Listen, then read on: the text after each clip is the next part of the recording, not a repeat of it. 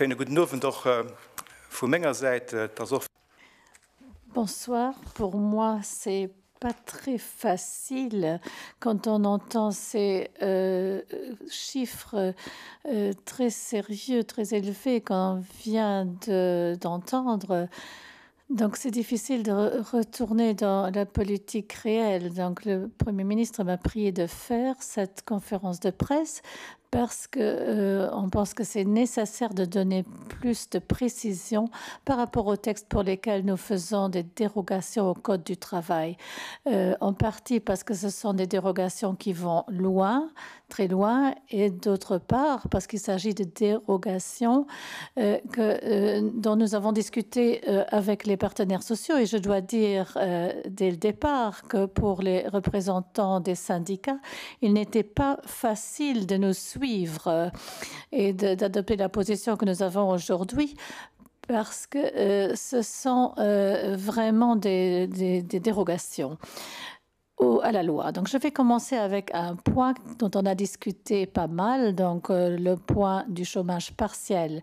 À mon sens, la mesure la plus incisive pour donner une aide aux salariés d'une part et d'autre part aux entreprises qui, de ce fait, sont déchargées financièrement vraiment d'une importante manière et peuvent survivre à la crise plus facilement. D'autre part, il est connu que si on utilisait le système normal, à ce moment-là, les personnes auraient, entre guillemets, que 80% de leur salaire de base, ce qui, pour pas mal de personnes, constitue un problème substantiel. Surtout, comme vous le savez, quand on a des loyers à payer, des prêts à rembourser et d'autres charges. C'est pour ça que les syndicats, à partir du jour quasiment où on a décidé du chômage partiel, dès lors, tout de suite, les syndicats ont demandé que 100% du salaire soit donné aux personnes. On a mentionné que le budget est très important et ça gonflerait encore davantage ce budget. C'est pour ça, ensemble avec les syndicats, nous nous sommes mis à table pour établir un compromis. Je suis vraiment très heureux que nous avons réussi à trouver ce compromis, un accord entre le gouvernement, entre les syndicats OGBL et LCGB et je veux insister là-dessus, il y a également l'accord de l'Union des entreprises luxembourgeoises. Pourquoi est-ce que cet accord-là est important? Si on passe à la solution que personne qui bénéficie du chômage partiel ne va tomber en dessous du seuil du salaire minimum luxembourgeois, cela veut dire que certaines personnes reçoivent plus que ce qu'il aurait dû par la loi. Mais ça veut dire également que les patrons payent 13,8 personnes de plus sur ce montant additionnel. C'est pour ça que je suis content qu'on a eu l'accord de leur part de faire, d'aller dans ce sens. À mes yeux, à côté de l'aspect économique de cette mesure, où on carte le pouvoir d'achat des personnes, c'est également une mesure sociale ici dans la crise. Par le chômage partiel, personne n'aura moins que 2142,94 € par mois dans son salaire et personne n'aura plus que 5 363,48 €. Qui profitent de cette mesure? Ce sont toutes les personnes qui gagnent moins que 2077 € par mois en brut. Donc, ce sont dans tous les domaines où il y a le chômage partiel, parce que le gouvernement a décidé que ces secteurs doivent fermer. Donc, ça concerne beaucoup de ces personnes. Je veux également insister sur le fait que le gouvernement a pris un règlement qui permet que toutes les personnes qui sont au chômage ne peuvent pas être licenciées pendant leur période de chômage. C'est une mesure très, très importante qui a été prise dans l'intérêt des personnes. Un deuxième aspect, déjà mentionné par le Premier ministre, c'est le congé pour raison familiale. Bonne nouvelle, cette mesure extraordinaire qui va loin au-delà de ce que nous avions dans le texte original sur ce congé et continuer. Mais cette mesure est réduite. Toutes les personnes qui sont au chômage partiel et qui ont un partenaire, une personne faisant partie du ménage et qui profite du chômage partiel ne peut, à partir de lundi prochain, ne plus profiter de cette mesure. Et toutes les personnes qui ont une autre possibilité d'avoir assuré la garde de leur enfant ne peuvent plus profiter du congé pour raison familiale. Il est important de dire que toutes les personnes qui, tout de même, malgré les restrictions, veulent encore profiter du congé pour raison familiale, à partir de lundi prochain, ils doivent réintroduire une demande au moyen du nouveau formulaire que vous trouverez sur guichet.lu. Dans le cadre du congé pour raison familiale, il faut également dire que nous avons introduit un nouveau critère. À partir d'aujourd'hui, tous les parents ayant un enfant entre 13 et 18 ans, un enfant qui a le statut de handicapé, peuvent également profiter de cette mesure. Et l'enfant ne doit pas être hospitalisé.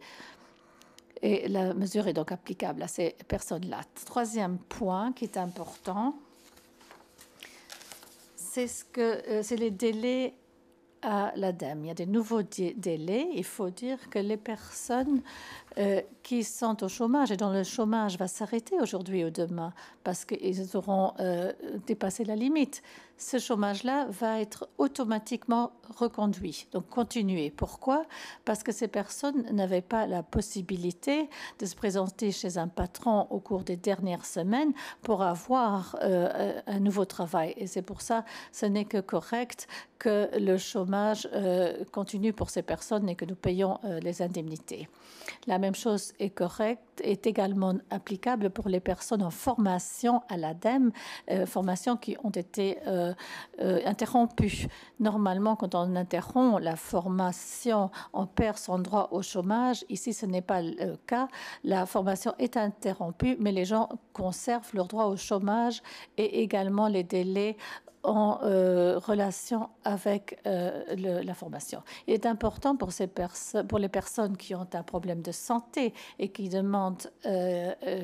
font une demande de reclassement. Normalement, ils ont aussi des délais que nous avons également prolongés pour que ces personnes ne soient pas lésées par la situation actuelle. Un autre point, et je le dis avec beaucoup d'honnêteté, ce point que nous abordons maintenant est difficile à digérer par les syndicats, et on peut le comprendre. Il s'agit de la durée de travail. Donc, au départ, le syndicat a travaillé a discuté beaucoup là-dessus. Donc maintenant, la semaine du travail est augmentée de 40 à 60 heures semaine. Et les heures maximum sont augmentées de 10 à 12 heures par jour. Donc pour les syndicats, c'est difficile à accepter. C'est pour ça que nous leur avons donné la garantie que nous ne le faisons pas sans réfléchir. Donc nous le faisons uniquement pour les secteurs qui ont été définis par le gouvernement comme secteurs devant rester ouverts pour faire en sorte que la vie continue ici. Et ça ne peut être fait que sur base d'une demande détaillée et motivée pour laquelle la délégation doit également donner l'avis. Et si ce n'est pas possible, le ministre doit avoir l'avis des syndicats. Nous savons qu'une telle mesure est strictement limitée à la période de la crise. Donc maintenant, c'est possible de travailler 12 heures par jour, donc 60 heures semaine. Une autre mesure qui provient d'un secteur où il y a beaucoup de demandes, donc d'une part les étudiants qui veulent aider, et d'un autre côté provenant des entreprises qui n'ont pas suffisamment de personnel pour maintenir leur activité. C'est pour ça on va faire en sorte que les étudiants en CDD auront la possibilité de travailler jusqu'à 40 heures semaine. Dernière mesure que nous allons encore discuter, c'est en relation avec les syndicats. Ce sont toutes les mesures de demande individuelle pour changer les heures de travail. Donc là, je vais travailler et trancher en contact étroit avec les syndicats. Ce sont les messages principaux que je souhaitais vous transmettre. Je veux également vous dire que le formulaire pour les sociétés qui souhaitent profiter du chômage partiel. Donc, ce nouveau formulaire est automatisé. À partir d'aujourd'hui, il est public sur guichet.lu. Donc, les sociétés qui n'ont pas encore demandé le chômage partiel, je leur demande d'utiliser cet outil parce qu'il nous permet de traiter leurs demandes bien plus vite. On a presque 7000 demandes qui sont rentrées déjà. Donc, que ce soit par Internet ou par écrit, par mail. Donc, il y en a beaucoup qui ont déjà été accordés dans le système, mais il y en a encore beaucoup également où les données n'étaient pas suffisamment remplies. Donc, il faut recevoir une deuxième demande. Et ces sociétés vont être informées par l'ADEME et pourront ensuite utiliser ce système performant électronique et vont avoir la garantie d'avoir l'argent rapidement sur leur compte pour être en mesure de payer les salaires à leurs salariés. Donc, voilà pour mes éclaircissements. Et j'attends le week-end avec les questions avec impatience. Est-ce que le gouvernement veut également aider les femmes de ménage qui travaillent pour les firmes privées? Est-ce que les gens reçoivent de l'aide? C'est une question de disposition légale. Dans la loi sur le chômage partiel, c'est marqué qu'il faut que ce soit un établissement légalement existant. Suivant toutes les interprétations de nos juristes, ce n'est pas le cas. Dans ce contexte, je souhaite vous dire que ce concept a déjà été élargi. Jadis, les indépendants qui avaient des salariés, ces salariés étaient exclus du chômage partiel parce que c'est marqué dans la loi établissement légalement existant. Et avant, on l'interprétait comme quoi un indépendant n'était pas un établissement. Ici, nous avons dû changer ceci. Ça veut dire que les salariés des indépendants peuvent également profiter du chômage partiel. Par contre, pour les femmes de ménage qui travaillent chez des particuliers, à des ménages, il n'est pas possible de les faire inclure dans ces dispositions. Mais je peux vous assurer que nous sommes en train de trouver, de réfléchir à une situation, à une solution et d'en trouver une. Mais on remarque que dans la plupart des cas, il y a une relation humaine très forte entre, d'une part, le patron et d'autre part, la personne qui s'occupe du ménage. Donc, c'est pour ça que souvent, c'est décidé que la femme de ménage reste à la maison et que le salaire continue quand même. Donc, nous pensons pour ce genre de cas, mais je dois encore en discuter avec les ministres, si légalement c'est possible pour que ce genre de cas, on puisse neutraliser les charges sociales. Mais je ne peux pas le promettre à l'heure qu'on est. Donc, nous réfléchissons à cette mesure. Et ce serait une amélioration, parce que l'amélioration, c'est un peu faux, parce que ce n'est pas une question de volonté publique, mais politique, mais une question de textes légaux. Une question de passe-parole. Qui ne fournissent pas les services essentiels et qui obligent le personnel à se rendre au bureau. Y a-t-il des obligations ou recommandations pour les entreprises qui gèrent des coworking spaces? Oui, bien entendu, que ce soit du coworking ou d'autres activités qui sont toujours en cours dans les sociétés. Dans le Code du travail, c'est clairement marqué que le patron est responsable de la sécurité et de la santé de ses salariés. Il faut donc clairement se conformer aux nouvelles règles sanitaires mises à disposition par le gouvernement. Et l'ITM, sur son site, a publié un guide où l'on peut lire effectivement ces dispositions de sécurité. Question de Pepper Jam. Élargir l'accès au chômage partiel pour inclure les indépendants. Cette question, j'y avais déjà répondu.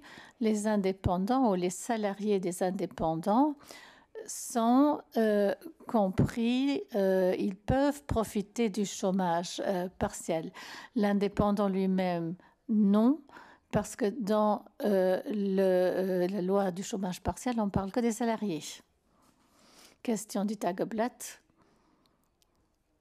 Donc, les changements des heures de travail, est-ce que ça fait en sorte que les règlements normaux ne jouent plus? Donc j'avais déjà dit ceci, répondu à ceci avant. C'est pour la raison pourquoi c'était dur pour les syndicats, parce que d'une part, on a fait une disposition légale et d'un autre côté, les contrats collectifs. Donc c'est pour ça que les syndicats avaient du mal à accepter ces dispositions. Pourquoi avons-nous pris ces dispositions? Pas pour le plaisir de le faire, mais parce que nous savons que dans beaucoup de sociétés, il n'est pas possible dans les 8 heures de travail d'utiliser les 8 heures. Donc ce n'est pas une demande, c'est également une demande qui vient du secteur des hôpitaux. Ils veulent travailler à un rythme de 12 heures. C'est aussi pour les secteurs de santé, de soins. Ils veulent travailler suivant ce modèle. Donc c'est une mesure, et j'insiste, c'est uniquement pour les temps de crise et sera levé immédiatement après. Question du Tageblatt. Quel est l'état du chômage partiel? Combien de personnes y a-t-il qui bénéficient de ce système? Je ne peux pas vous donner le chiffre. Je sais qu'il y a 7000 personnes tout rond qui ont fait cette demande. Les sociétés qui ont dû fermer par décision du gouvernement, c'est 15 000. Donc le chiffre exact, on ne l'a pas. Mais je pense que ces chiffres vont augmenter encore très fort. Question de la radio 100,7. L'impact financier des nouvelles mesures a-t-il déjà été chiffré? Ces nouvelles mesures, si vous entendez par là les mesures dont je viens de parler concernant le salaire minimum, ça a été chiffré, mais il faut faire le calcul. Donc, je n'ai pas un chiffre absolu, mais je pars du principe que ce que nous avons décidé maintenant, ça se tournera autour de 20 à 30 millions par mois. Prochaine question de Vox. Quels groupes professionnels sont concernés par la semaine de 60 heures?